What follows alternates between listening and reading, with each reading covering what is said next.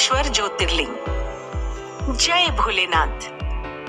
12 ज्योतिर्लिंग की 12 अद्भुत कथाएं इन सभी शिव भक्तों का स्वागत। महादेव के 12 ज्योतिर्लिंग में 8वां है त्र्यंबकेश्वर ज्योतिर्लिंग मंदिर।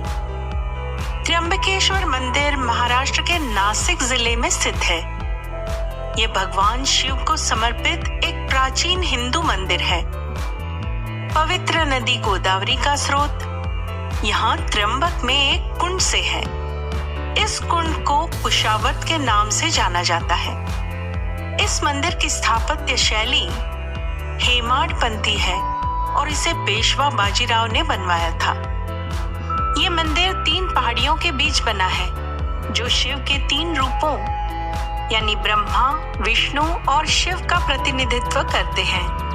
इन पहाड़ियों के नाम है ब्रह्मगिरी, नीलगिरी और कालागिरी। इसी कारण इस ज्योतिर्लिंग को त्र्यंबकेश्वर कहा गया है। कहते हैं कि त्र्यंबकेश्वर मंदिर का निर्माण काले पत्थरों से किया गया है।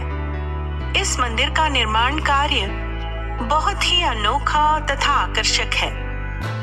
मंदिर की यह भव्य इमारत सिंधु आर्य शैली का अद्भुत उदाहरण है। इस मंदिर के गर्भगृह में सिर्फ आंख दिखाई देती है, ना कि लिंग। यदि ध्यानपूर्वक देखा जाए तो 1 इंच के 3 लिंग दिखाई देते हैं, जिसे त्रिदेव लिंग कहा जाता है, जो ब्रह्मा, विष्णु, महेश के अवतार माने जाते हैं। शास्त्रों के अनुसार एक बार गौतम ऋषि के आश्रम में रहने वाले ब्राह्मणों की स्त्रियां किसी बात को लेकर गौतम ऋषि की अर्धांगिनी अहिल्या से नाराज हुई। उन्होंने अपने पतियों को इस बात के लिए प्रेरित किया कि किसी तरह गौतम ऋषि का अपमान होना चाहिए। उनकी बातों में आकर सारे ब्राह्मणों ने गणेश जी की आराधना की। गणेश जी प्रसन्न होने पर उन्होंने उनसे गौतम ऋषि को अपमानित करने का वर मांगा। विवश होकर गणेश जी ने उन्हें ये वरदान दिया। फिर गणेश जी ने एक दुबली गाय का रूप लिया और गौतम ऋषि के खेत में प्रकट हो गए।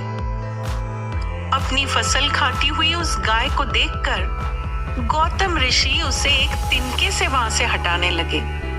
जैसे ही गाय को उस तिनके ने छुआ, वो गाय जमीन पर गिर गई और मर गई। पास छिपे सारे ब्राह्मण उनके सामने आए और उन्हें महत पाप गौ हत्या का दोषी ठहराया। वे ऋषि गौतम का अपमान करने लगे। गौतम ऋषि ने उन ब्राह्मणों से प्रायश्चित पूछा। तब उन्होंने कहा, गौतम, तुम अपने पाप को सर्वत्र बताते हुए 3 बार पृथ्वी की परिक्रमा करो, फिर लौटकर यहाँ 1 महीने तक व्रत करो। इसके बाद इस ब्रह्मगिरी पर 100 बार घूमो, तभी तुम्हारी शुद्धि होगी। यदि ये न कर पाओ तो यहाँ गंगा जी को लाकर उनके जल में स्नान करके 1 करोड़ पार्थिव शिवलिंग से भगवान शिव जी की आराधना करो। इसके बाद फिर से गंगा जी में स्नान करके पुनः 100 घड़ों से पार्थिव शिवलिंग को स्नान कराने से तुम्हारा उद्धार होगा। गौतम ऋषि ने इस प्रकार कठोर प्रायश्चित किया। इससे प्रसन्न होकर भगवान शिव ने उनसे वर मांगने को कहा। महर्षि गौतम ने कहा, भगवान, आप मुझे गौ हत्या के पाप से मुक्त कर दीजिए। भगवान शिव ने कहा, गौतम, तुम सर्वदा निष्पाप हो। गौ हत्या का अपराध तुम पर छल पूर्वक लगाया गया था। ऐसा करने के लिए तुम्हारे आश्रम के ब्राह्मणों को मैं दंड देना चाहता हूँ। इस पर महर्षि गौतम ने कहा, उन्हीं के उस कार्य से मुझे आपके दुर्लभ दर्शन प्राप्त हुए हैं। अब उन्हें मेरा परम समझकर उन पर आप क्रोध ना करें। बहुत सारे ऋषि मुनियों और देवगणों एवं गंगा ने वहां उपस्थित होकर ऋषि गौतम की बात का अनुमोदन करते हुए भगवान शिव से सदा वहीं पर निवास करने की प्रार्थना की। देवों के प्रार्थना करने पर भगवान भोलेनाथ वहीं गौतमी तट पर त्र्यंबकेश्वर ज्योतिर्लिंग के रूप में प्रतिष्ठित हो गए। त्र्यंबकेश्वर मंदिर हिंदू धर्म की वंशावली का पंजीकरण माना जाता है। इस मंदिर में वंशावली पंजीकरण के साथ ही मंदिर के पंचकोशी में काल सर्प शांति, त्रिपिंडी विधि और नारायण नागबली विधि आदि भी करवाई जाती है।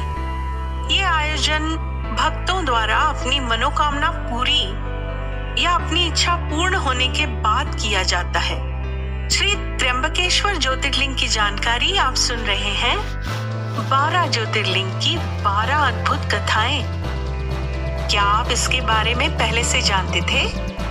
श्री त्र्यंबकेश्वर की ये जानकारी आपको कैसी लगी? हमें कमेंट करके जरूर बताएं। ओम नमः शिवाय।